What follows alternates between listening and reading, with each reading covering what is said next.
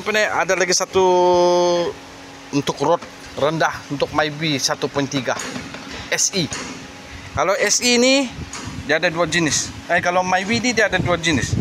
Satu dia besar. Kita boleh tengok, saya ambil satu. Besar dan kecil. Okey, 1.3 juga. Dah silap saya lah. Okey. Jadi ini morot rendah. Morot rendah. Saya belum buka. Saya belum buka. Kalau yang di bawah tu sudah setting.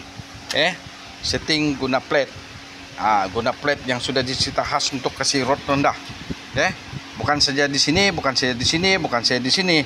Ada lagi. So nombor tu ngam sudah 7. 7. Ngam 7. Jadi dia punya paling penting kasih rod. Kasih rod. Setting dia. Itu penting. Dan satu lagi, kalau kamu orang main ini, kalau macam kereta WBT itu, Saga WBT dia punya coil itu baru mah. Dia masih kereta baru. Tetapi kalau kamu Myvi Myvi 1.3, Myvi 1.3, kamu pastikan kamu punya coil itu original, betul-betul Denso.